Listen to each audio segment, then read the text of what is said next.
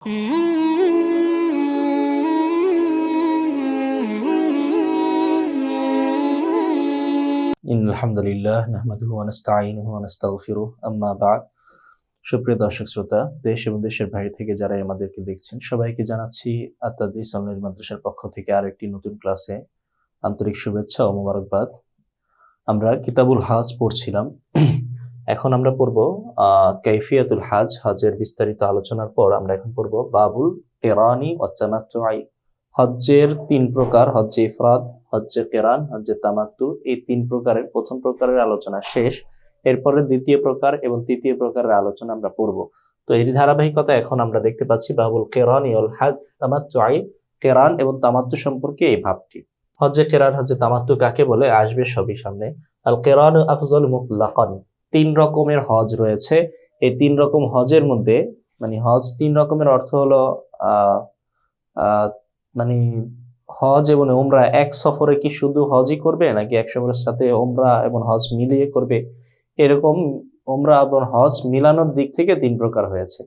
তো এই তিন প্রকারের মধ্যে আল আফজালু আল কিরানু আফজালু মুতলাকান, মুতলাক ভাবে কিরান হলো শ্রেষ্ঠ, সর্বসম্মতিক্রম সর্বাবস্থায় কিরান হলো কি আফজল। এটা কাদের মতে? আহনাফের মতে। আফজালু মিনাত তামাত্তুই ওয়াল ইফরাদি, অর্থাৎ কিরান এটা হজ্জে তামাত্তু এবং হজ্জে ইফরাদ থেকে উত্তম।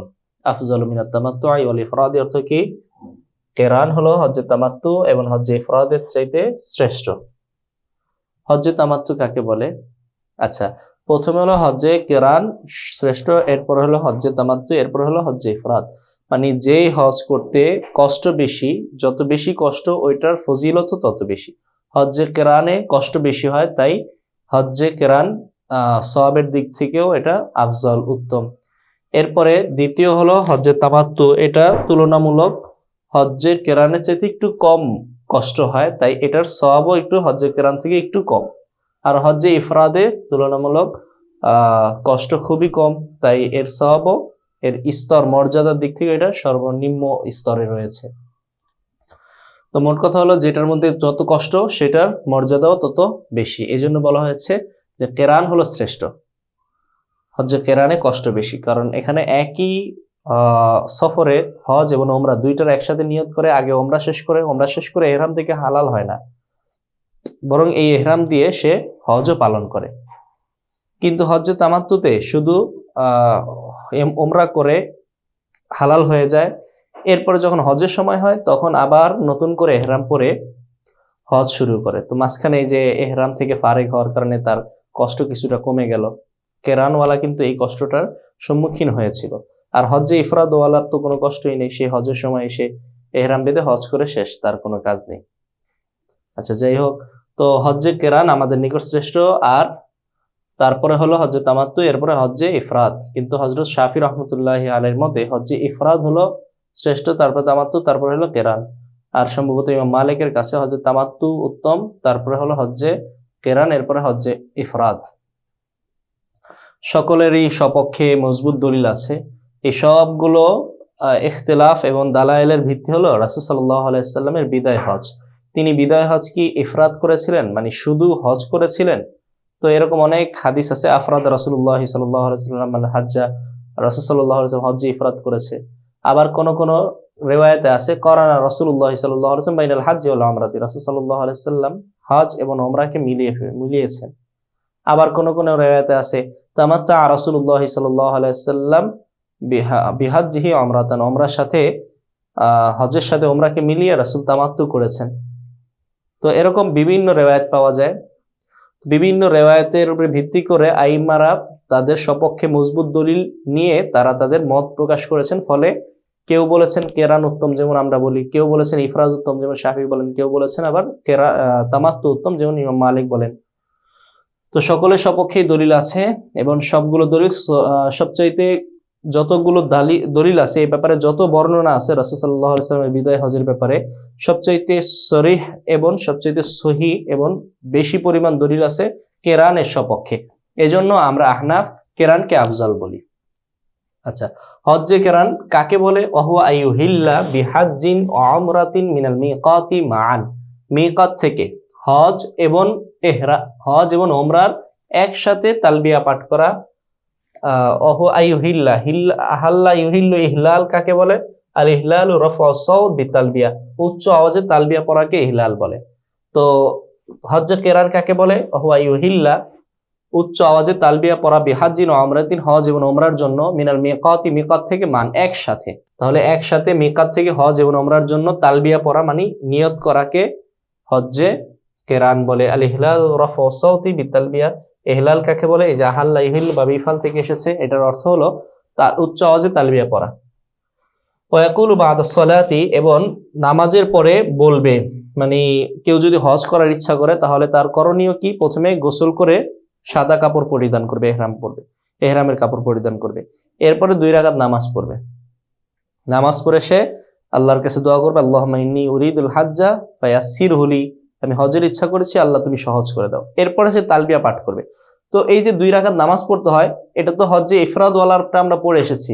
সে বলেছিল আল্লাহুম্মা ইন্নী উরিদুল হাজ্জা ফায়াসসিরহু লি, কিন্তু এই যে হজ্জে কেরান ওয়ালা, সে তো ওমরা এবং হজ একসাথে মিলাবে, তো সে কি পড়বে? ইয়াকুল বাদা সলাতি, সে নামাজের পরে বলবে, কি বলবে? এই যে এখানে আছে আল্লাহুম্মা ইন্নী উরিদুল হাজ্জা, মাঝখানে হাসিয়ে আমরা দেখি কি বলে, বাদা শাফাইল্লাযী ইউসাল্লি মুরিদান লিল ইহরাম, অর্থাৎ বাদা শাফাইল্লাযী, ওই 2 রাকাতের পর, ইউসাল্লি মুরিদান লিল ইহরাম, যে 2 রাকাত সে ইহরামের ইচ্ছায় পড়েছে, ইহরামের ইচ্ছা করে যে 2 রাকাত নামাজ পড়েছে, ওই 2 রাকাতের পরে বলবে আল্লাহুম্মা ইন্নী উরিদুল হাজ্জা ওয়াল উমরাতা, হে আল্লাহ, আমি হজ এবং ওমরা উভয়টির নিয়ত করেছি, ফায়াসসিরহুমা লি, তুমি আমার জন্য এই দুটোকে সহজ করে দাও, ওয়াতাকাব্বালহুমা মিন্নি, এবং এই হজ এবং ওমরাকে কবুল করে নাও, মিন্নি, আমার পক্ষ থেকে।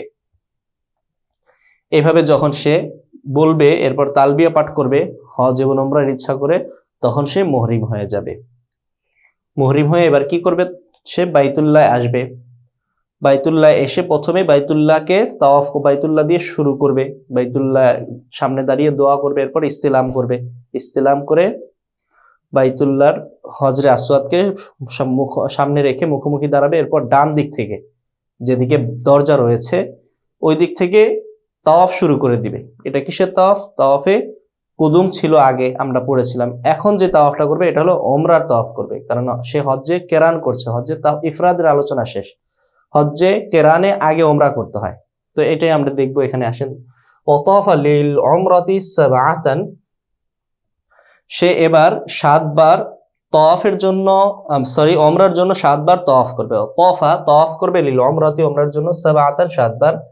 ইয়ারমুলু লিসালাসাতিল উয়ালি, প্রথম 3 চক্করে রমল করবে ইস্তিবা এর সাথে। রমল করা কাকে বলে?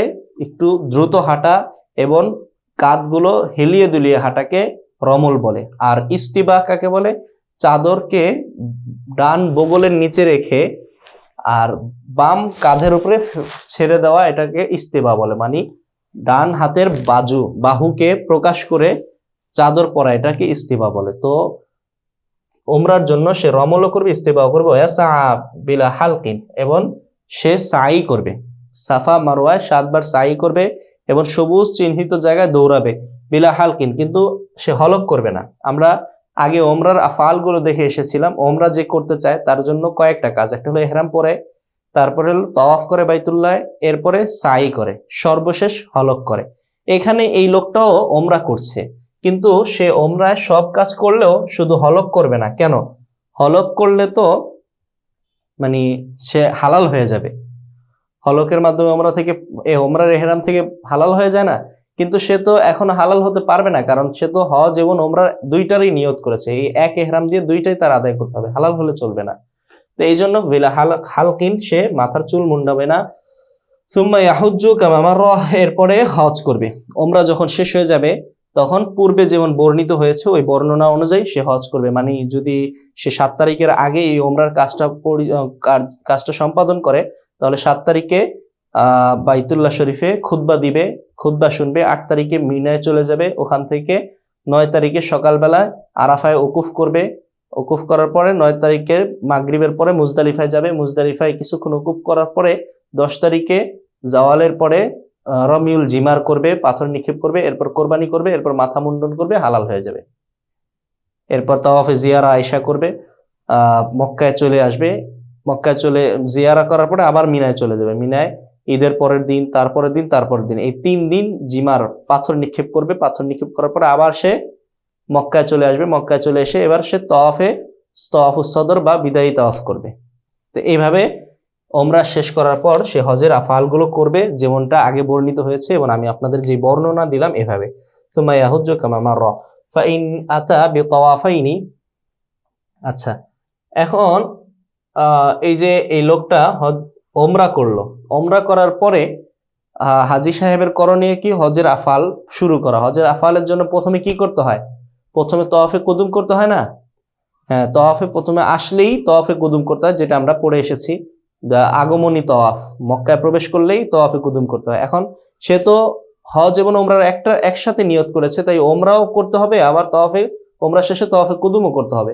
সে এবার মনে করেন চালাকি করলো যে আমি ওমরার 7টা তওয়াফ করতে হবে, তারপরে আবার তওয়াফে কুদুমেরও 7টা তওয়াফ করতে হবে। তো আমি তওয়াফের কাজগুলো একসাথে করে ফেলি, তাহলে আবার সাফা মারওয়ায় যাওয়া, আবার বাইতুল্লাহ আসা, আবার সাফা মারওয়ায় যাওয়া, এভাবে একটা ঘুল্লা যেন না লাগে।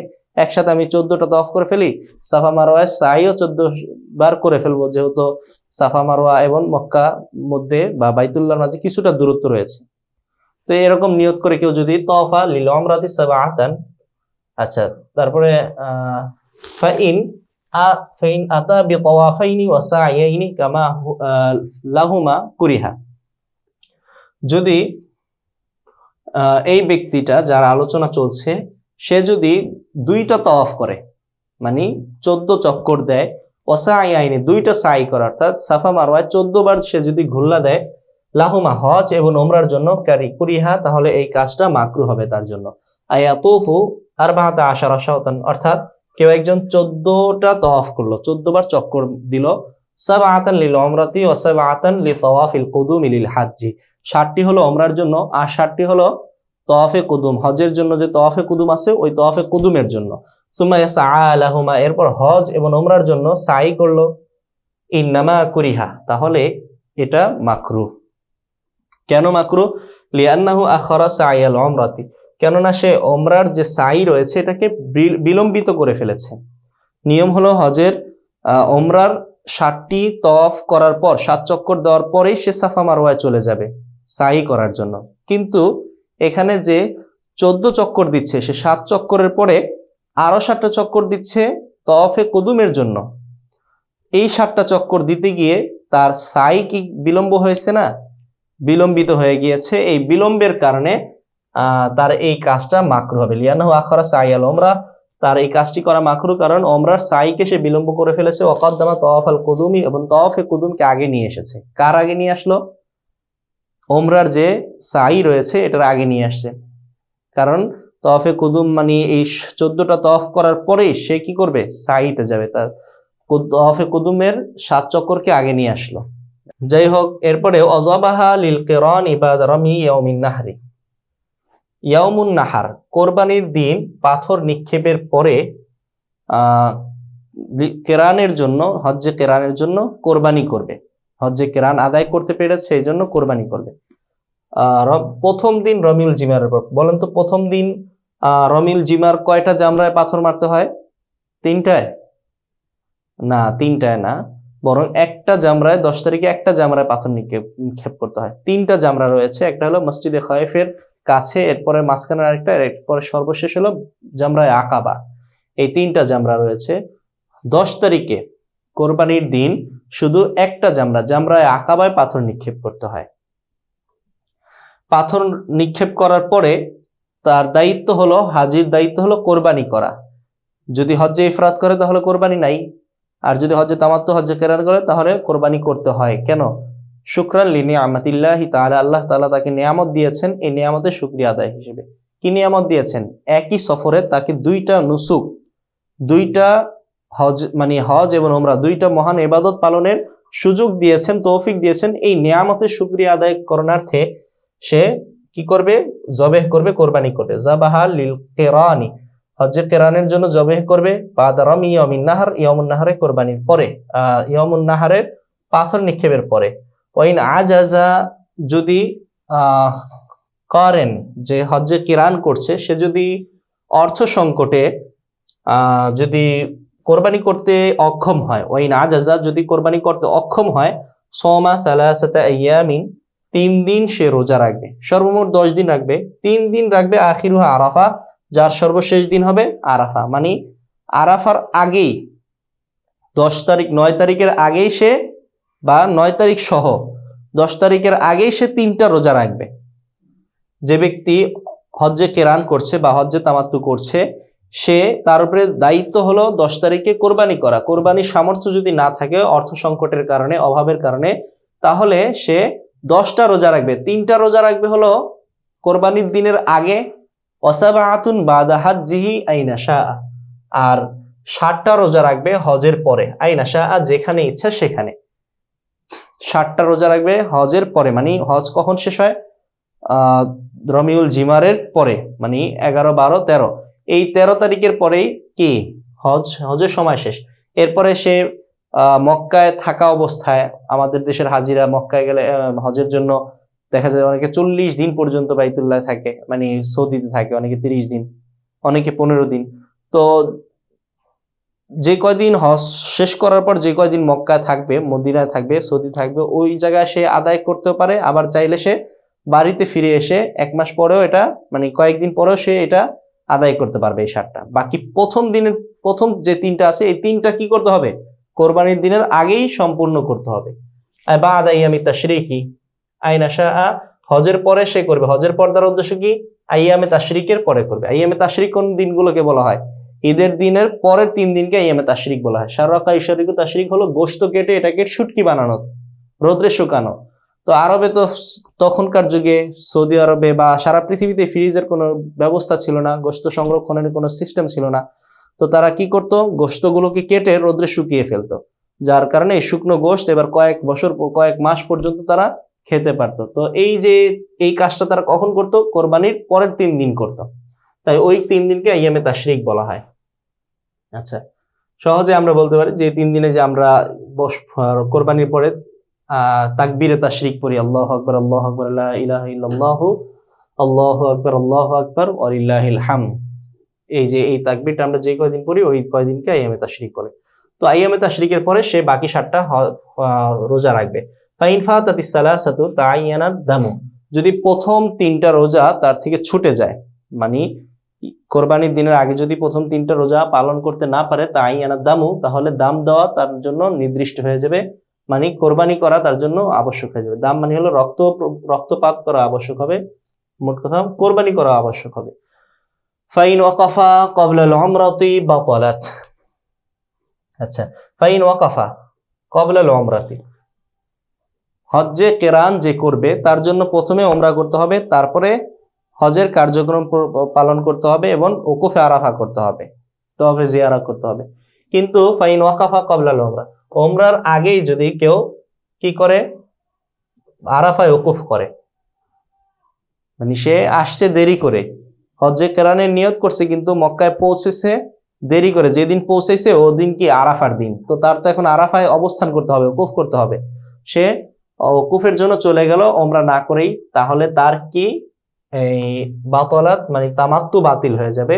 তার প্রথমে ও হজ করছে, হজ সম্পূর্ণ হবে, এরপরে চাইলে পরবর্তীতে সে উমরা করতে পারবে। বাকি আগে যে উমরা করলে যে কেরান হয়, এই কেরানটা বাতিল হয়ে যাবে, বাতালাতিল উমরা বাতিল হয়ে যাবে। অকুজিয়াত, উমরা কাজা করবে। ওয়াজাবা দামুর রাফাদি, এবং দামে রাফাস, মানে উমরা যে নষ্ট করে ফেললো, উমরাকে ছেড়ে দিল বা তামাত্তু নষ্ট করে ফেললো, এই জন্য কি করতে হবে? তার একটা দাম ওয়াজিব হবে, দাম দিতে হবে। আচ্ছা, এখন এই যে দামটা ওয়াজিব হচ্ছে কেন? কারণ সে উমরাকে নষ্ট করে ফেলেছে। উমরার যে বাইতুল্লাহ আসার আগে ইহরাম পরার সময় তো নিয়ত করেছিল হজ এবং উমরা উভয়টা, কিন্তু সে দেরি করার কারণে, এখন ওকুফে আরাফা করার কারণে উমরার সময় নষ্ট হয়ে গেছে, উমরা থেকে বঞ্চিত হলো। এই যে উমরাটা যে নষ্ট করে ফেললো, এটার জন্য একটা দাম তার দিতে হবে। ওয়াসাকাতা দামুল কেরানি, তবে কেরানের জন্য যে দাম ওয়াজিব হতো 10 তারিখে কোরবানি করতে হতো, ওই দামটা সাকেত হয়ে যাবে, কারণ সে এখন আর কেরান করতে পারছে না। তো কেরানের ওই দাম ওয়াজিবই হয়েছিল 2টা নুসুক একসাথে পালন করার শুকরিয়া আদায় স্বরূপ। এখন তো সে 2টা নুসুক একসাথে পালন করতে পারছে না, শুধু হজ তার জন্য মুতাআইন হয়ে গিয়েছে, উমরা বাতিল হয়ে গিয়েছে, তাই এখন আর তার ওই দামটা দিতে হবে না। আত-তামাত্তু আফজালু মিনাল ইফরাদি, হজ্জে তামাত্তু উত্তম হজ্জে ইফরাদের তুলনায়। হজ্জে কেরানের আলোচনা শেষ হলো, এখন হজ্জে তামাত্তুর আলোচনা চলবে। হজ্জে তামাত্তু কাকে বলে? ওয়াহুয়া আইয়ুহরিমা বিউমরাতিন মিনাল মিকাতি ফি আশহুরিল হাজ্জি, হজের মাসে মিকাত থেকে ওমরার জন্য ইহরাম বাঁধবে। ওয়াহুয়া হজ্জে ইফরাদ হলো, সরি হজ্জে তামাত্তু হলো, এই হুয়া ফিরেছে তামাত্তুর দিকে। হজ্জে তামাত্তু হলো আইয়ুহরিমা বিউমরাতিন, ওমরার ইহরাম পড়বে, মিনাল মিকাতি মিকাত থেকে, ফি আশহুরিল হাজ্জি হজের মাসে। ওয়ায়াতুফু ওয়ায়াসা, তাওয়াফ করবে এবং সাই করবে। তাওয়াফ এবং সাই কিসের জন্য করবে? ওমরার জন্য। ওয়াহলিকু আও ইউকাসসিরু, সে মাথা মুন্ডাবে, হলক করবে অথবা মাথার চুল ছোট করবে। ওয়ায়াকতাউ তালবিয়াতা ফি আউয়ালি তাওয়াফিহি, প্রথম তাওয়াফের সাথে সাথে তালবিয়া পড়া বন্ধ করে দিবে, যেমন একজন ওমরাকারী করে থাকে। আই ফি আউয়ালি তাওয়াফিহি লিল উমরা, ওমরার জন্য প্রথম তাওয়াফেই সে কি করবে? তালবিয়া পাঠ করা বন্ধ করে দিবে। তার ওমরার কার্যক্রম সম্পন্ন হলো, শেষ হয়ে গেল। সুম্মা আহরামা, এরপরে সে ওমরা মানে এহরাম খুলে মক্কায় অবস্থান করতে থাকবে কয়েকদিন। আচ্ছা, কয়েকদিন থাকবে। এরপর যখন হজের সময় আসবে তখন আবার হজের জন্য তার এহরাম বাঁধতে হবে। সুম্মা আহরামা বিল হাজ্জি ইয়াউমাত তারবিয়াতি, এরপর সে হজের জন্য ইয়াউমুত তারবিয়া মানে 8 তারিখে এহরাম বাঁধবে। এহরাম বাঁধবে কোত্থেকে বলেন তো? হজের জন্য এহরাম কোত্থেকে বাঁধতে হবে? হিল থেকে? তা নাই মসজিদে আয়েশায় যেতে হবে না। হজ যেহেতু হিলের বাহিরে করা হয়, মানে হরমের বাহিরে করা হয়, হজ করতে হবে কোথায়? হিলে। তাই এহরাম বাঁধবে হলো হরমে, অর্থাৎ মক্কায় যেখানে আছে নিজের হোটেল থেকে এহরাম বাঁধতে পারবে। আচ্ছা, তো ওমরা করার পরে এই লোকটা তো বাড়ি থেকে এহরাম পরে এসেছিল ওমরা করার উদ্দেশ্যে, ওমরা করা হয়েছে, এবার সে হালাল হয়ে মক্কায় অবস্থান করতে থাকবে। যখন 8 তারিখ হবে তখন সে হজের জন্য এহরাম পরবে। অকবলাহু আফজালু, তবে 8 তারিখের পূর্বে যদি এহরাম বাঁধে তাহলে এটা উত্তম। ওয়াহাজ্জা কাল মুফরিদি, এখন এই ব্যক্তি মুফরিদের মতোই হজ করবে। হজ্জে ইফরাদ পালনকারী যেভাবে হজ করেছিল এই লোকটিও হুবহু ওইভাবেই হজ আদায় করবে, পালন করবে।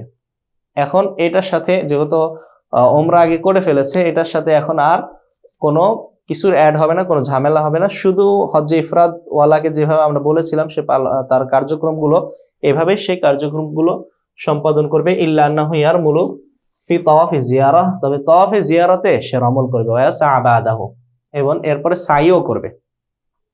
মানে এটা বলতেছে যে 8 তারিখে যে এহরাম বাঁধলো, যে 8 তারিখে এহরাম বেঁধেছে, 8 তারিখে তো তার মিনায় চলে যেতে হচ্ছে, সে তো আর কি তাওয়াফে কুদুম করতে পারছে না।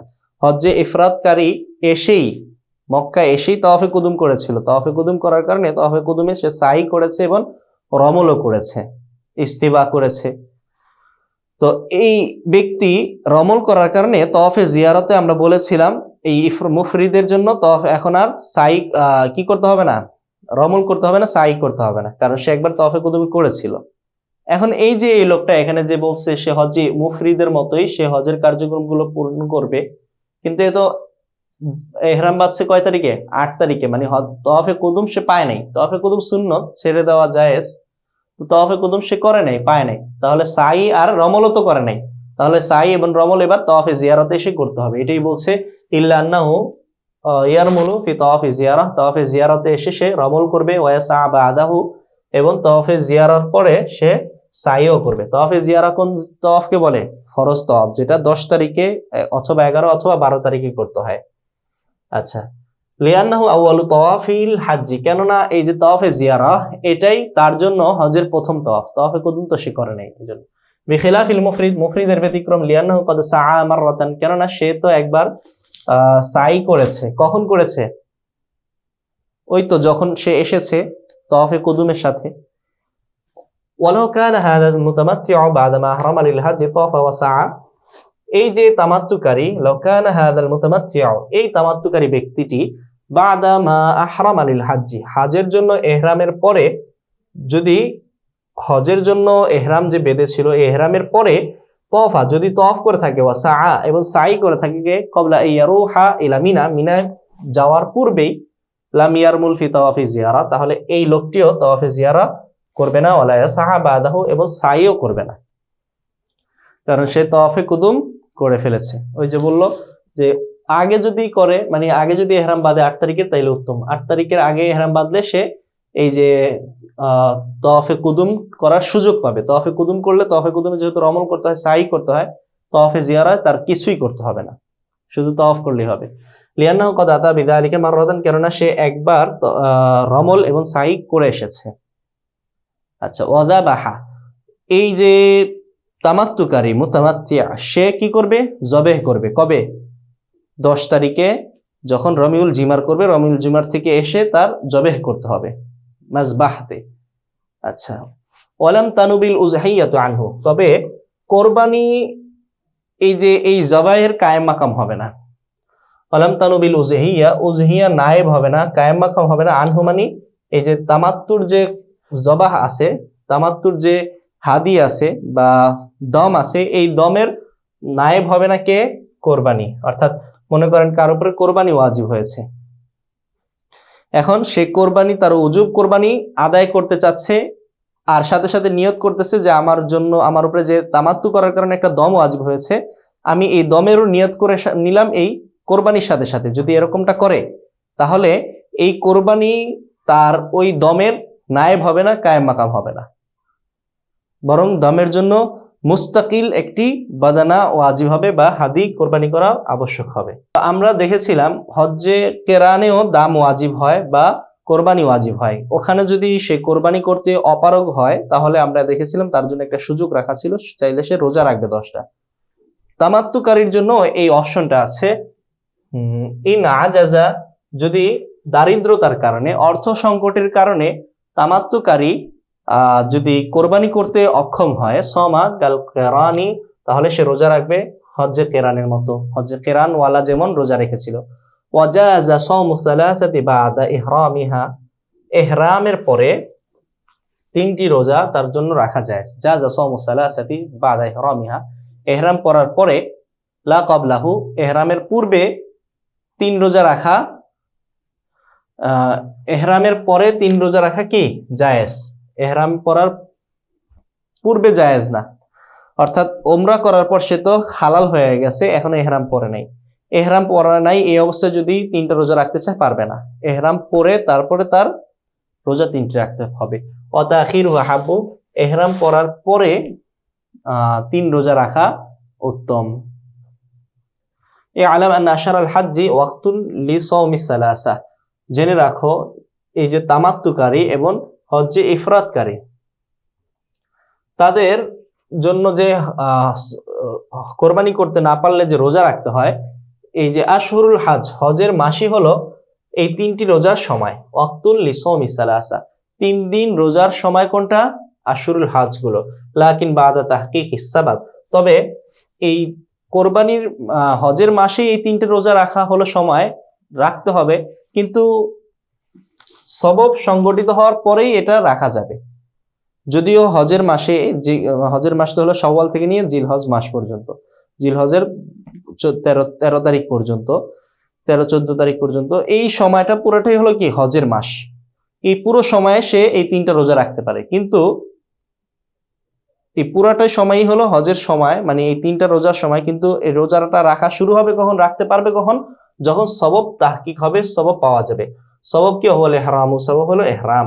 ওয়াকাদা ফিল কিরানি, কিরানেও একই কথা, লাকিন তাখির আফজালু, তবে ইহরামের পরে এই 3টা রোজা রাখা উত্তম। ওয়া ইয়াসুমা সালাসাতান মুতাতাবিআতান আখিরুহা আরাফা, অর্থাৎ এই 3টি রোজা রাখবে লাগাতার, যার শেষ দিন হবে আরাফার দিন, এটা হলো উত্তম।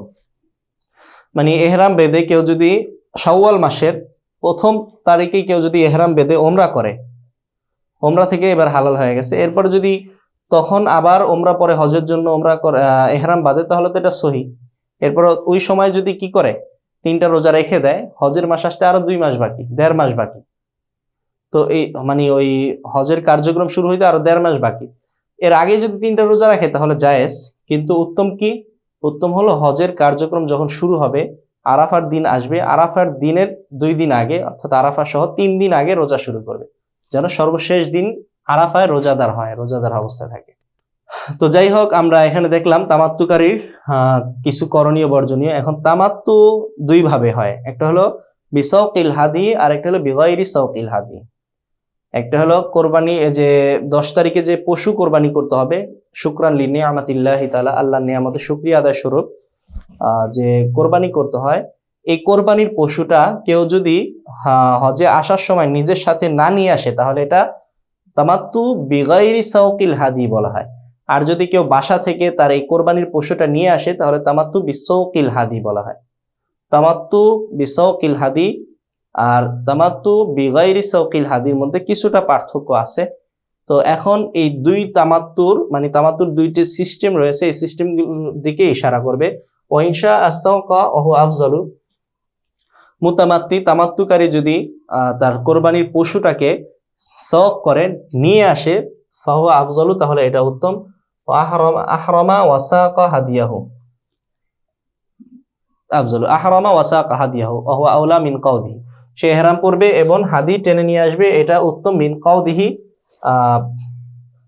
হাদিকে পেছন থেকে ধাওয়া করে নিয়ে যাওয়ার চাইতে সামনে থেকে হাজি কি করবে, টেনে নিয়ে যাওয়া, এটা উত্তম।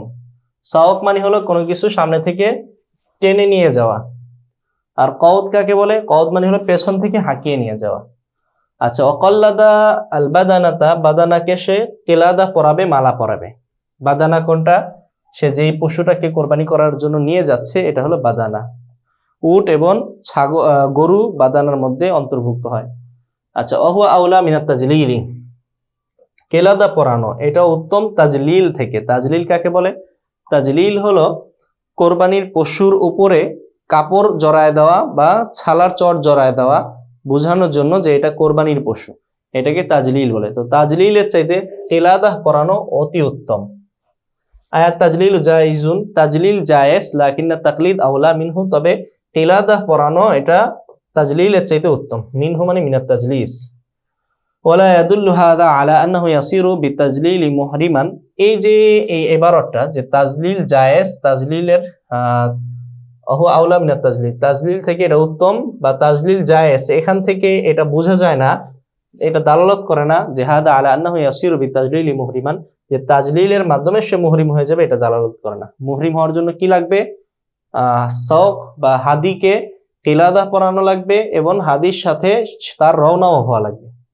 কিন্তু তাজলিল করলে কি হবে না? মুহরিম হবে না।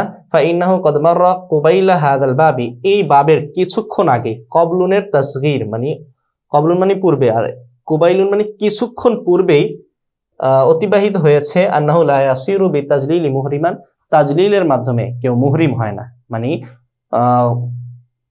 কোরবানির বা হজের জন্য, হজের পরে যে কোরবানি করতে হয়, কোরবানির পশুকে সালার চট অথবা কাপড় পরিয়ে দেওয়ার মাধ্যমে কেউ মুহরিম হয় না।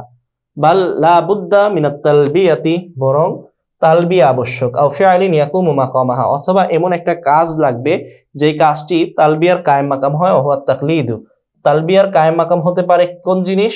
তাকলিদ বা কিলাদা পরানো, উটকে বা গরুকে মালা পরিয়ে দেওয়া।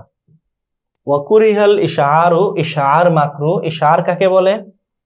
ওয়া শাক্কু সানামিহা মিনাল আইসারি, বাম দিক থেকে কোরবানির পশুর কুচকে কেটে দেওয়া, কুচ একটুখানি কেটে ফেলা, কেটে এই রক্ত যে বের হবে এই রক্তটাকে পুরো কুজে মাখিয়ে দেওয়া, এটাকে ইশআর বলে। ওয়াল আশবাহ, এটা মাকরু, এটা কি অধিক সাদৃশ্যপূর্ণ, বা আশবাহ বিসওয়াব, সঠিকের অধিক সাদৃশ্যপূর্ণ, মানে এটাই সঠিক।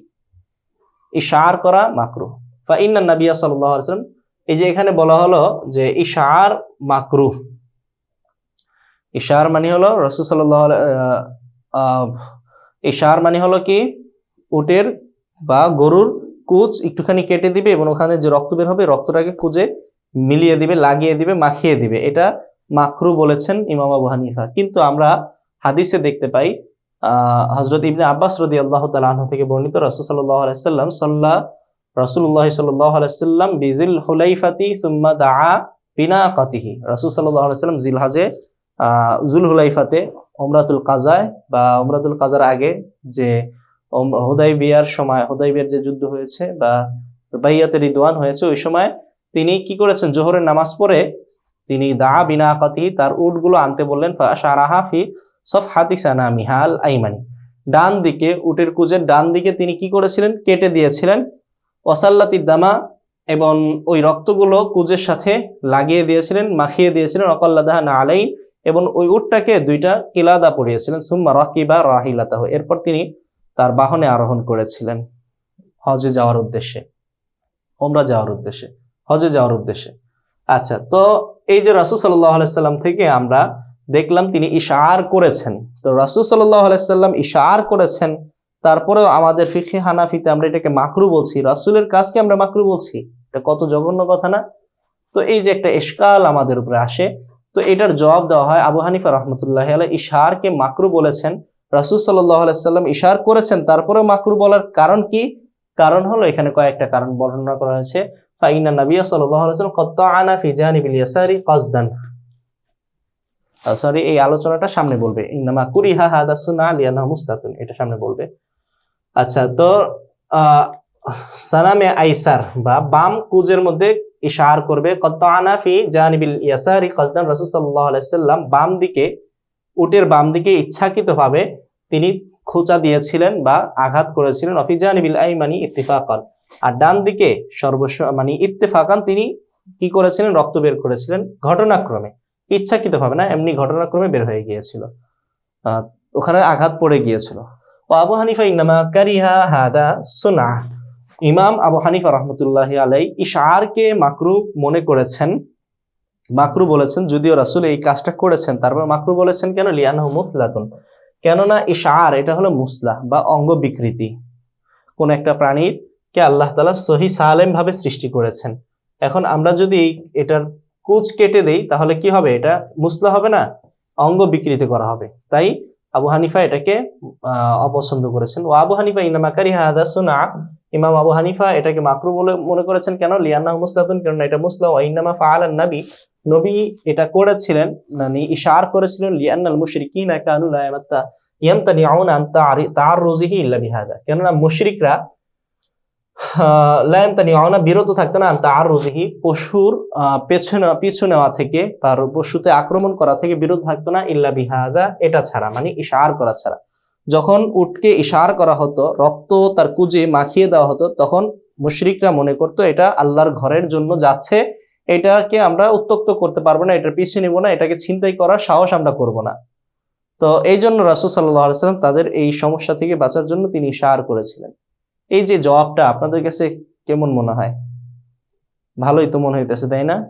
ভালো মনে হলে ভালো, আমি আপনাদেরকে দেখে আপনারা একটু চিন্তা করার সময় দিলাম যে এই জবাবটা আপনাদের কাছে কেমন মনে হয়, আপনি একটু ভাবেন এটা কি সঠিক কিনা। এর কিছুক্ষণ পরে আমি আবার আপনাদের বলে দিচ্ছি। তো এই যে রাসূল সাল্লাল্লাহু আলাইহি সাল্লাম ইশার করেছেন আর আমরা এটাকে মাকরু বলছি, এটার কারণ কি? মূলত এটা মুস্তাহ হিসেবে মাকরু। বাকি রাসূল কেন করেছেন? এটা জবাব হলো মুশরিকদের আক্রমণ থেকে বাঁচার জন্য। অকিলা, আর বিদায় হজের সময় রাসূল সাল্লাল্লাহু আলাইহি সাল্লাম ইশার করছিলেন কি? হুদায়বিয়া সন্ধির সময় না, বিদায় হজের সময় 10ম হিজরিতে। অকিলা, কেউ কেউ বলেছেন ইন্নামা কুরিহা ইশারা আহলি জামানিহি, বা ইন্নামা কারিহা, কারিহা আবু হানিফা, আবু হানিফা তিনি মাকরু মনে করেছেন ইশারা আহলি জামানিহি, তার জামানার ইশারকে অপছন্দ করেছিলেন।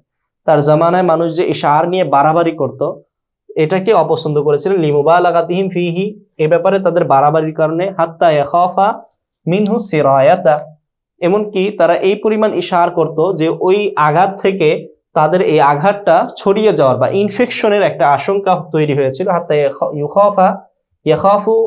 ইয়াখাফা মিনহু, ওই ইশার থেকে সিরায়াত মানে ইনফেকশন হয়ে যাওয়ার একটা আশঙ্কা ছিল। এই জন্য হযরত ইমাম আবু হানিফা রাসূলের এই কাজ করা সত্ত্বেও ইশারকে অপছন্দ করেছেন। মূলত ইশারকে অপছন্দ না, বরং তার জামানার কিছু মানুষের বাড়াবাড়িকে তিনি অপছন্দ করেছিলেন এবং বলেছিলেন তোমরা যে ইশার করো এটা মাকরু। মূলত ইশার নফসে ইশার মাকরু না। অকিলা ইন্নামা কুরিহা ইসারুহু আলা তাকলিদি, কেউ কেউ বলেছেন ইন্নামা কারিহা ইসারুহু আলা তাকলিদ। আবু হানিফা ইশারকে মাকরু বলেছেন কেন? ইসারুহু আলা তাকলিদ, ইশারকে তাকলিদের উপরে প্রাধান্য দেওয়াকে অপছন্দ করেছেন আবু হানিফা। ইশারকে অপছন্দ করেন নাই, মাকরু বলেন নাই। মাকরু বলেছেন কাকে? মাকরু বলেছেন হলো তাকলিদ কিলাদা পরানোর চাইতে ইশারকে তারজি দেওয়াকে, প্রাধান্য দেওয়াকে। কুরিহা ইসারুহু আলা তাকলিদ, মাকরুহ হলো তাকলিদের উপর কি ইশারকে প্রাধান্য দেওয়া, এটা হলো অপছন্দনীয়। আচ্ছা, তো ইমাম আবু হানিফার এই যে প্রথম যে এটা বলা হলো, ওয়াজাহটা বলা হলো রাসূল সাল্লাল্লাহু আলাইহি ওয়াসাল্লাম ইশার কেন করেছিলেন, এটা হলো মক্কায় কাফেররা মুশরিকরা হজের পশুদের পিছু নেওয়া ছাড়তো না ইশার করা ছাড়া, এই জন্য ইশার করেছেন। রাসূল সাল্লাল্লাহু আলাইহি ওয়াসাল্লাম ইশার করছিল 10ম হিজরিতে। 10ম হিজরিতে আরব ভূখণ্ডে কোনো মুশরিক ছিল না, মক্কার মুশরিক সহ আশপাশে যারা ছিল সবাই কি 8ম হিজরিতে ফাতে মক্কা বিজয়ের মাধ্যমে সবাই মুসলিম হয়ে গিয়েছিল। তাহলে রাসূল সাল্লাল্লাহু আলাইহি ওয়াসাল্লাম 10ম হিজরিতে যখন হজ করেন এবং ইশার করেছিলেন, তখন কোনো মুশরিকই বাকি ছিল না। তাহলে তিনি কোন মুশরিকের ভয়ে ইশার করেছিলেন? এটা একটা মানে এই জবাবটা কেমন যেন অমিল মনে হয় না, এই অগ্রহণযোগ্য মনে হয় না? এই জবাবটা অগ্রহণযোগ্য, এটা মানার মতো না। আল্লামা আব্দুল হাই লখনবী রহমতুল্লাহি আলাই তার অমদাদুর রেওয়ায়াতে এই বিষয়টা স্পষ্ট করেছেন। ওয়া ইয়াতামারা ওয়ালা ইয়াতাহাল্লালু মিনহা,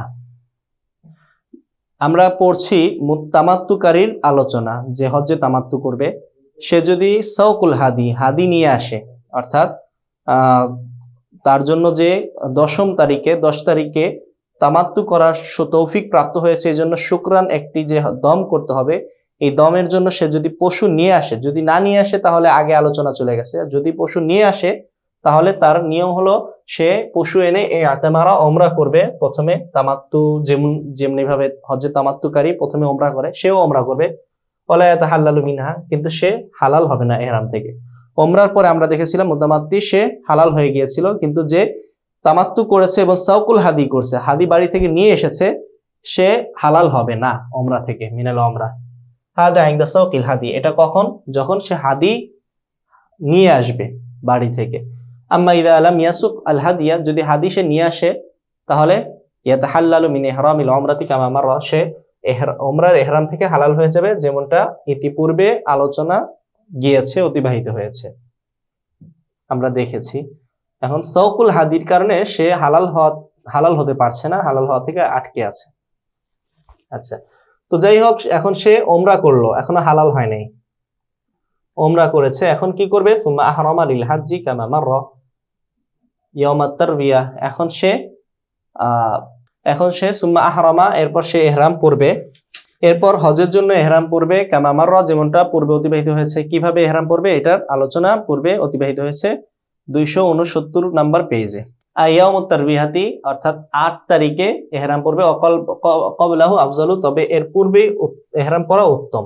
ওয়া হালাকা ইয়াউমান নাহরি, কুরবানির দিন সে এরপর সে লাগাতার ভাবে ওমরার সমস্ত আহকামগুলো, হজের সমস্ত আহকামগুলো পালন করবে। 8 তারিখে ইহরাম পরে মিনায় যাবে, মিনা থেকে মিনায় যাবে, মিনা থেকে 9 তারিখে আরাফায় যাবে, 10 তারিখে আবার মিনায় আসবে, মিনায় এসে রমিউল জিমার করবে, এরপরে কোরবানি করবে, এরপরে হালাকা ইয়াউমান নাহরে হালক করবে। যখন মাথা মুন্ডন করবে হাল্লা মিন ইহরামাইহি, উভয় ইহরাম থেকে হালাল হয়ে যাবে। উভয় ইহরাম কোনটা? প্রথমে তো কি করেছিল সে? ওমরার ইহরামে বাড়ি থেকে উট নিয়ে এসেছিল, কোরবানি করার জন্য গরু নিয়ে এসেছিল। এখন ওমরা করার পর সে হালাল হতে পারে নাই, তার ওমরার ইহরাম রয়ে গিয়েছে। এরপরে হজের জন্য আবার দ্বিতীয়বার কি করলো? ইহরাম পড়লো না। এবার তার দুইটা, আগে ইহরাম ছিল ওমরার, এখন ইহরাম হলো হজের। দুইটা ইহরাম থেকে সে হালাল হবে কখন? ওই যে হজের কাজগুলো শেষ হওয়ার পরে 10 তারিখে যখন রমিউল জিমার করবে, জবেহ করবে তার নিয়ে আসা এই উটটাকে, এরপরে যখন মাথা মুন্ডাবে তখন হজ এবং ওমরা উভয়টার ইহরাম থেকে সে হালাল হয়ে যাবে। হাল্লা মিন ইহরামাইহি। আচ্ছা, ওয়াল মাক্কিয়ু ইফরিদু ফাকাত, মক্কায় বসবাস করে যারা, মক্কার অধিবাসীরা শুধু হজ্জে ইফরাদ করতে পারবে। আইলা কিরান লাহু আলা তামাত্তুআ, মক্কার অধিবাসীদের জন্য হজ্জে কেরানও নাই, হজ্জে তামাত্তুও নাই, সে হজ্জে তামাত্তু এবং হজ্জে কেরান করতে পারবে না। তার জন্য শুধু কি করা যাবে? হজ্জে ইফরাদ করা যাবে। মান ইয়াতামারা বিলা সাওকিন, যে ব্যক্তি সাওকে হাদি করা ছাড়াই ওমরা করেছে, সুম্মা আদা ইলা বালাদিহি, এরপর নিজ শহরে ফিরে এসেছে। হজ্জে মনে করেন হজ্জে তামাত্তুকারী, সে ওমরা করেছে কিন্তু সওকে হাদি করে নাই, মানে হজ্জে তামাত্তুকারী বিগাইরি সাওকিল হাদি এই ব্যক্তির আলোচনা চলছে। সে উমরা করেছে বিলা সাওকিন, হাদি না এনেই, সুম্মা আদা ইলা বালাদিহি, এরপর সে তার বালাদের শহরে ফিরে এসেছে। যদি শহরে ফিরে আসে তাহলে তার কি তামাত্তু বাতিল হয়ে যাবে না? কারণ আমরা জানি তামাত্তু বলা হয় একই সফরে উমরা এবং হজ উভয় নুসুক আঞ্জাম দেওয়াকে তামাত্তু বলা হয়। এখন সে উমরা করার পর বাড়িতে চলে এসেছে, তাহলে সে এক সফরে কি করলো? শুধু উমরাই পালন করলো, এখন সে তামাত্তুকারী হবে? হ্যাঁ, তামাত্তুকারী সে হবে না। তো মা আদা ইলা বালাদিহি, শহরে বাড়িতে ফিরে আসলো। ফাকাদ আলাম্মা, সে ইলমাম করলো বা অবস্থান করলো বাড়িতে, এই অবস্থানের কারণে তার তামাত্তু বাতিল হয়ে গেল। ইলমাম হলো বাড়িতে অবস্থান করাকে ইলমাম বলা হয়, মানে কোথাও অবস্থান করাকে, সফর বাদ দিয়ে দেওয়া, মুলতবি করাকে ইলমাম বলা হয়। এখানে মালজুম উল্লেখ করেছে, মাজদার উল্লেখ করেছে। ইলমামের কারণে কি লাজিম হয়? এখানে মালজুম উল্লেখ করে, লাজিম উদ্দেশ্য না উদ্দেশ্য।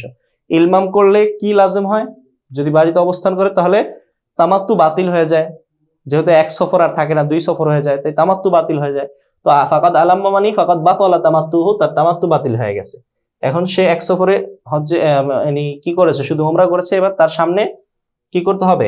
হজ করতে হবে। ও মা সাওকিল হাজ্জি তামাত্তুন, আর সাওকে হাদি করার পর যদি সে তার বাড়িতে ফিরে আসে তাহলে এটা তামাত্তুই বলে গণ্য হবে। ইআলাম আন্না তামাত্তুআ হুয়াল তাফাররুকু বিআদাই নুসুকাইনি সাহিহাইন, জেনে রাখো তামাত্তু হলো আত-তারাফফুকু, উপকার লাভ করা, বিআদাই নুসুকাইনি সাহিহাইন, দুইটা সহি নুসুক আদায় করার মাধ্যমে, ফি সাফারিন ওয়াহিদিন, একই সফরে, মিন গায়রি আইয়ুলিম্মা বিআহলিহি ইলমামান সহিহান, নিজের বাড়ি ফ্যামিলির সাথে অবস্থান করা ছাড়াই সহিভাবে, বাইনাহুমা, এই হজ এবং ওমরার মাঝে, হজ এবং ওমরার মাঝে বা নুসুকাইনের মাঝে, এই নুসুকাইনে সহিহাইনে, দুইটা নুসুক হজ এবং ওমরা একই সফরে আদায় করা, এবং এই দুইটার মাঝে নিজের ফ্যামিলির কাছে গিয়ে অবস্থান না করা কি বলা হয়? তামাত্তু বলা হয়। ফাল্লাযী ইআতামারা বিলা সাওকিল হাদি, যে ব্যক্তি সাওকুল হাদি ছাড়া, হাদি নিয়ে আসা ছাড়াই ওমরা করলো, লাম্মা আদা ইলা বালাদিহি, যখন সে তার শহরে ফিরে গেল, বাড়িতে ফিরে গেল, যখন সে তার গ্রামে শহরে ফিরে গেল, সহা ইলমামুহু, তার ইলমা সহি বলে গণ্য হয়েছে। ফাবাতালা তামাত্তুহু, ফলে তার তামাত্তু বাতিল হয়ে গিয়েছে। ফাকাউলুহু ফাকাদ আলাম্মা, মতনে যে ফাকাদ আলাম্মা শব্দটি উল্লেখ করা হয়েছে, এই যে এখানে ফাকাদ আলাম্মা, এই শব্দটা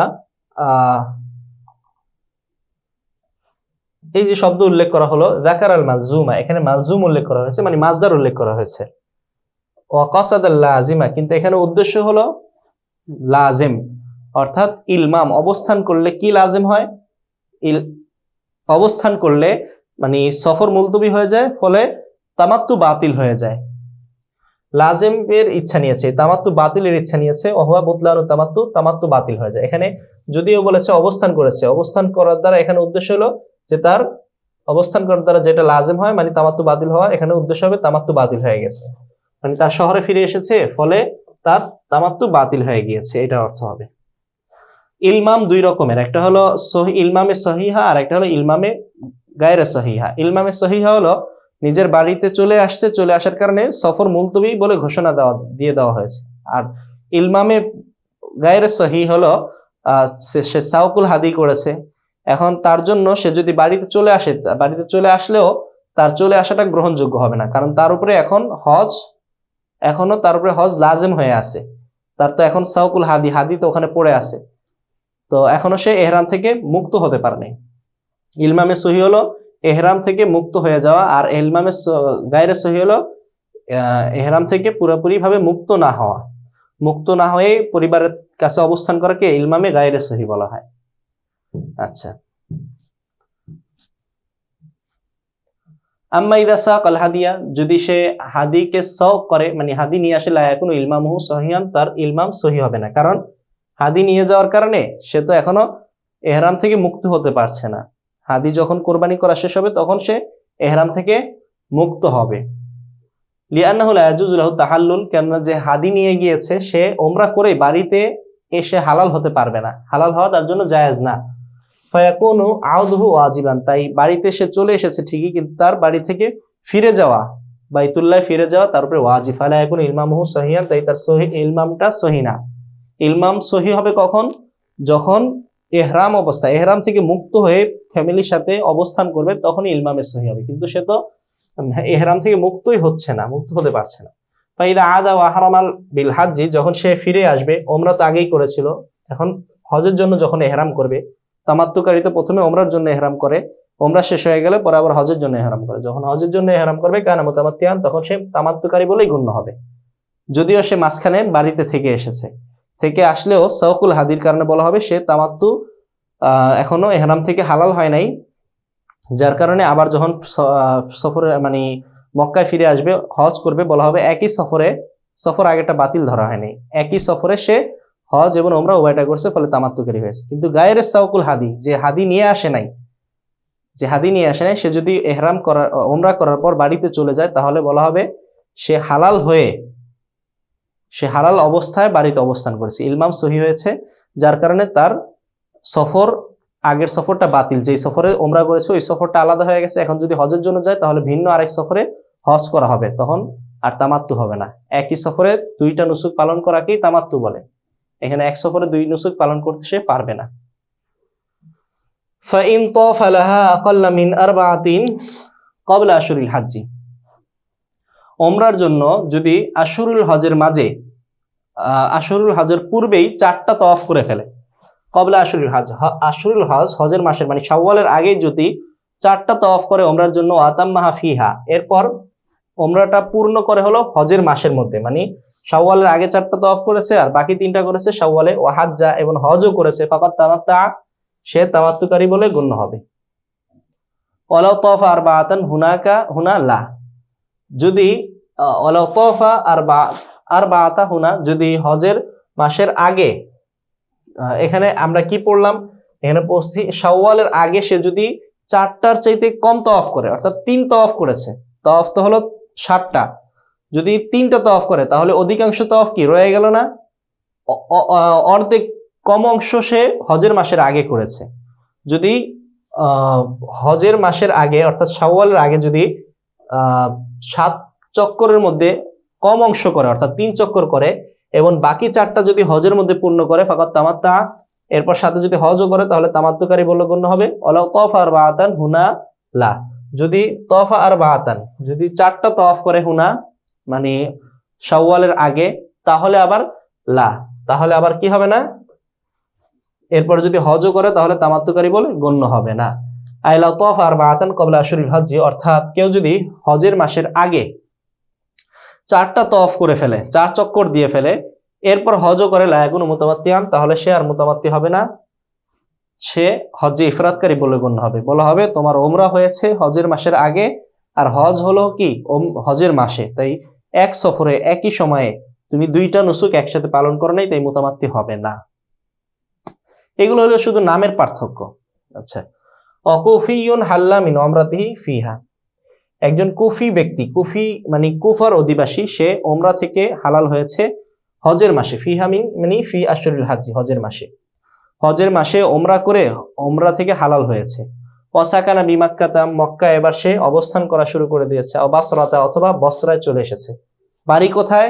কুফায় কিন্তু যায় নাই, মক্কায় অথবা বাসরায় গেছে। ও হাজ্জা, এরপর সে আবার হজ করেছে ওই বছরই, ফাহুয়া মুতামাত্তিউন, তাহলে সে তামাত্তুকারী বলে গণ্য হবে, কারণ সফরটা একটাই।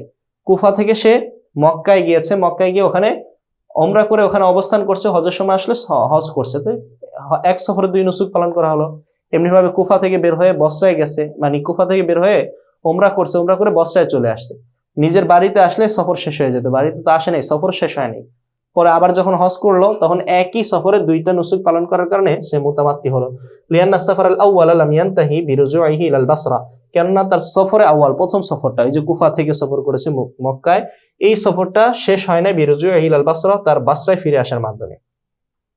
ফাসারা কান্নাহু লাম ইয়াখরুজ মিনাল মিকাত, ফলে কেমন যেন সে মিকাত থেকেই বের হয়নি। লাউ আফসাদাহা, কেউ যদি ওমরা নষ্ট করে ফেলে, তামাত্তুকারী প্রথমে কি করে, ওমরা করে, এরপরে হজ পালন করে। এখন সে যদি ওমরা করাকালীন সময়ে কোনো একটা কাজের মাধ্যমে ওমরা নষ্ট করে ফেলছে, ওমরা এখনো পূর্ণ হয় নাই, ওমরা নষ্ট হয় কিসের মাধ্যমে? কেউ যদি এহরামের নিষিদ্ধ কাজ করে, যেমন স্ত্রীর সাথে সহবাস করলো, ওমরার জন্য সে মনে করেন 7 চক্কর দিছে, 7 চক্কর দেওয়ার পরে এখন সাই করতে হবে, সাই করার আগে সে স্ত্রীর সাথে সহবাস করছে, ওমরা বাতিল হয়ে গেছে।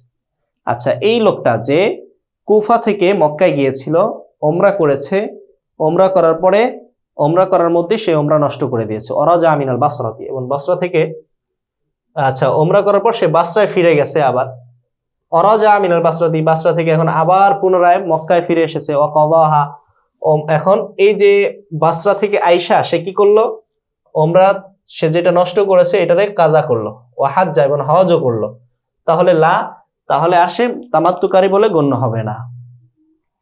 লিয়ান্না হুকমা সাফারিল আউয়ালি, কারণ প্রথম সফরের হুকুম, ওই যে কুফা থেকে যে সফর করেছিল, লাম্মা বাকিয়া বিররুজুই ইলাল বাসরা, যেহেতু বাকি আছে বসরা থেকে মক্কায় চলে আসার কারণে, যেহেতু বসরা থেকে কুফায় চলে যায় না, কুফায় চলে গেলে সফর শেষ হয়ে যেত, তো বসরায় থেকে মদিনায় মক্কায় চলে আসার কারণে যেহেতু প্রথম সফরটা বাকি আছে, ফাসারা কান্নাহু লাম ইয়াখরুজু মিন মাক্কাতা, তাহলে কেমন যেন সে মক্কা থেকে বেরি হয় নাই, মক্কা থেকে কেমন যেন বেরি হয় নাই। আর মক্কায় থাকা অবস্থায় সে ওমরাও করলো আবার হজও করলো, এই যে এখানে কজাহা, ওমরা করেছে আবার হজও করেছে। তো মক্কায় থেকে সে কেমন যেন মক্কা থেকে বের হয় নাই, মক্কা থেকে হজও করলো ওমরাও করলো, ওয়ালা তামাত্তু আল ইসাকিনি বিমাক্কাতা, মক্কায় অবস্থানকারীর জন্য তামাত্তু সহিনা, ওয়ালা তামাত্তা, কোনো তামাত্তু নাই, লিসাকিনি বিমাক্কা, মক্কায় অবস্থানকারীর জন্য। এখন এই লোকটা তো মক্কায় অবস্থানকারীর মতো হয়ে গিয়েছে। আগের আমরা দেখেছি যে সে বাহির থেকে হজ এবং ওমরার নিয়তে এসেছিল, বাহির থেকে এসে ওমরা করেছে, এরপরে হজ করেছে, যদিও বাসটায় চলে গিয়েছিল, কিন্তু এটা বাহির থেকে এসে হজ ওমরা করছে, এই জন্য তার তামাত্তু হয়েছে। কিন্তু এই লোকটা মক্কায় মানে এসে মক্কায় ওমরা করে ওমরা নষ্ট করে ফেলছে, ওমরা নষ্ট করার কারণে এখন বাহির থেকে এসে হজ এবং ওমরা একসাথে করা হচ্ছে না। এখন সে এহরামটা বাঁধলো কোথায়? মক্কায় থেকে, মক্কায় থেকে এহরাম বাঁধছে হলো ওমরার জন্য আবার হজের জন্য। তো মক্কাবাসীদের জন্য হজ এবং ওমরা একসাথে করা জায়েজ না, মানে তামাত্তু করা জায়েজ না। এখন এই লোকটা তো হুকমান মক্কাবাসী হয়ে গিয়েছে, তাই তার জন্য তামাত্তু, এটাই বলেছে লা, মানে হলো তার জন্য তামাত্তু সহি হবে না। ইল্লা ইদা আলাম্মা বিআহলিহি, তবে যদি এই লোকটা তার ওমরাকে ফাসেদ করার পর, নষ্ট করার পর তার নিজের ফ্যামিলির কাছে চলে আসে, অবস্থান করে, সুম্মা আতা বিহিমা, এরপর মানে কুফায় চলে আসে, কুফা থেকে এবার যদি সে হজ এবং ওমরা দোনোটার উদ্দেশ্যে মক্কায় যায়, সুম্মা আতা বিহিমা, হজ এবং ওমরা উভয়টা করে মক্কায় গিয়ে, লিয়ান্না, তাহলে আবার সে তামাত্তুকারী বলে গণ্য হবে, কারণ একই সফরে হজও করা হলো ওমরা করা হলো। লিয়ান্নাহু লাম্মা আলাম্মা বিআহলিহি, যখন সে তার পরিবারের সাথে ইলমাম করলো, অবস্থান করলো, সুম্মা রাজা, এরপর কুফা থেকে মক্কায় চলে আসলো, আতা বিল উমরাতি ওয়াল হজ্জি, হজ এবং ওমরা পালন করলো, কান হাদা ইনশা আসফরিন, তখন এটা একটা নতুন সফর হয়েছে, এই যে ফ্যামিলি থেকে আসার পরে, ফ্যামিলি থেকে আসার পরে একটা নতুন সফর হয়েছে, লিইনতিফা ইসফারিল আউয়ালি বিল ইলমাম, লিইনতিফা ইসফারিল আউয়ালি বিল ইলমামি, ইলমামের কারণে মানে ফ্যামিলির কাছে অবস্থান করার কারণে প্রথম সফরটা নষ্ট হয়ে গিয়েছিল, এখন সে কি করলো? নতুন একটা সফর করলো, আর এই নতুন সফরে হজ এবং ওমরা করলো, ফাজাতামা নুসুকানি ফি সাফারিন ওয়াহিদিন, এক সফরে দুইটি নুসুক হজ এবং ওমরা জমা হয়েছে, ফায়াকুনু মুতামাত্তিআন, ফলে সে তামাত্তুকারী বলে গণ্য হবে। এরপরে ওয়া আইয়ুন আফসাদা আতাম্মাহু বিলা দামিন, ওয়া আইয়ুন আফসাদা, যেটাই সে নষ্ট করবে, আতাম্মাহা বিলা দামিন, সে এটা পূর্ণ করবে দাম ছাড়া, অর্থাৎ আয়মান ইয়াতামারা ফি আশুরিল হজ, একজনে হজের মাসে কি করলো? ওমরা করলো, ওয়াহাজ্জা এবং হজও করলো, মিন আমিহি, ওই বছরই, ফাইহুমা আফসাদা মাযাফিহি, সে যেটা নষ্ট করবে ওই কাজটা চালিয়ে যাবে, লিয়ান্নাহু লা ইমকিনুল খুরুজ মিন ওয়াহদাতিল ইহরামি ইল্লা বিল আফআল, কেননা ইহরামের দায়িত্ব থেকে বের হওয়া সম্ভব নয়, ইল্লা বিল আফআলি, হজের আফআলগুলো করা ছাড়া। ফাআইয়ুন আফসাদা আতাম্মাহা বিলা দামিন, হজ এবং ওমরা যেটাই সে নষ্ট করবে ওটাকে দাম ছাড়া, রক্ত মানে কোনো জরিমানা ছাড়াই ওটা চালিয়ে যাবে, পূর্ণ করবে। আচ্ছা, কারণ কি? কারণ এই যে এখানে বলছে যে যে ব্যক্তি হজের মাসে ওমরা করবে এবং ওই বছর হজও করবে, তো এই হজ এবং ওমরা দুইটার যেটাই সে নষ্ট করে দিবে ওইটার কার্যক্রমগুলো সে চালিয়ে যাবে, কারণ লা ইমকিনুল খুরুজ মিন ওয়াহদাতিল ইহরাম, ইহরামের দায়িত্ব থেকে তার বের হওয়া সম্ভব নয় ইল্লা বিল আফআল, আফআল গুলো ছাড়া, মানে হজের আফআল গুলো করা ছাড়া। আচ্ছা, ওয়াসাকাতা দামুত তামাত্তুই, তামাত্তু এর যে দাম আছে, দাম ওয়াজিব হয়। হজ্জে তামাত্তু এবং হজ্জে কেরান করলে কি ওয়াজিব হয়? দাম ওয়াজিব হয় না? শুকরান লিনিয়ামাতিল্লাহি তাআলা, এই যে দামটা, এটা সাকেত হয়ে যাবে। লিআন্নাহু লাম ইয়াতারাফা বিআদাই নুসুকাইনি সাহিহাইন ফি সাফারিন ওয়াহিদিন, এক সফরে দুইটি সহিহ নুসুক আদায় করার মাধ্যমে সে উপকার লাভ করতে পারে না। লিআন্নাহু লাম ইয়ারতাফিক ইয়াতারাফাক, কেননা সে উপকৃত হতে পারে না বিআদাই নুসুকাইনি সাহিহাইন, দুইটা সহিহ নুসুক আদায় করার মাধ্যমে ফি সাফারিন ওয়াহিদিন, একই সফরে। কারণ তার তো একটা নষ্ট হয়ে গিয়েছে। এখানে আগে আমরা পড়লাম না, আইয়ুমা আফসাদা, আইয়ুন আফসাদা তামাহা বিলাদামিন, যেটাই সে নষ্ট করবে সেটা সে পূর্ণ করে যাবে, আমল করে যাবে, যদিও এটা কি হবে না? সহি হবে না। কারণ একটা তো নষ্ট হয়ে গেছে, হয়তো হজ নষ্ট হয়ে গেছে, তাহলে শুধু ওমরা আছে, অথবা ওমরা নষ্ট হয়ে গেছে, শুধু হজ আছে। একটা নষ্ট হয়ে গেলে সে তো আর তামাত্তুকারী নেই। আর দম ওয়াজিব হয় কখন? তামাত্তু করলে। যেহেতু এখন আর তামাত্তু নাই, তাই তামাত্তুর কারণে যে দাম ওয়াজিব হয়, এই দামও তার উপরে ওয়াজিব হবে না, তার দামটা সাকেত হয়ে যাবে। সুপ্রিয় দর্শক শ্রোতা, আমরা হজ্জে তামাত্তু এবং হজ্জে কেরান শেষ করলাম। এখন আমরা সামনের ক্লাসে বাবুল জিনায়াত পড়ব। হজ করা অবস্থায় একজন হাজির জন্য, একজন এহরাম পরিহিত ব্যক্তির জন্য যে সমস্ত কাজ নিষিদ্ধ, যেগুলো সে করতে পারবে না, সেগুলো আমরা পড়ব।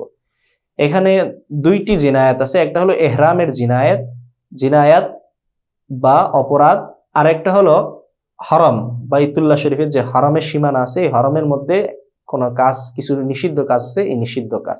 দুইটা জিনায়াত, দুই ধরনের জিনায়াত। কিছু কিছু জিনায়াত আছে যেগুলোর কারণে পূর্ণ বাদানা ওয়াজিব হয়, অর্থাৎ পুরো একটা উট বা একটা গরু কোরবানি করা ওয়াজিব হয়। আবার কিছু জিনায়াত আছে যেগুলোর কারণে সুবায় বাদানা বা 7 ভাগের 1 ভাগ কোরবানি করা ওয়াজিব হয়। আবার কিছু বাদানা আছে যার কারণে, কিছু জিনায়াত আছে যার কারণে সদকাতুল ফিতির পরিমাণ কি করতে হয়? জরিমানা দিতে হয় বা দান করতে হয়। আবার কিছু জিনায়াত আছে যার কারণে 1 মুষ্টি 2 মুষ্টি খাবার সদকা করতে হয়। এইসব বিস্তারিত আমরা এখানে পড়বো। এখানে অনেকগুলো জিনায়াতের কথা উল্লেখ করবে, যেগুলো থেকে একজন হজকারী, ওমরাকারীর অবশ্যই বেঁচে থাকতে হয়। তো সুপ্রিয় দর্শক শ্রোতা, দেখা হবে পরবর্তী ক্লাসে। পরবর্তী ক্লাস দেখার আমন্ত্রণ জানিয়ে আজকের মতো এখানেই শেষ করছি। আসসালামু আলাইকুম ওয়া রাহমাতুল্লাহি ওয়া বারাকাতুহু।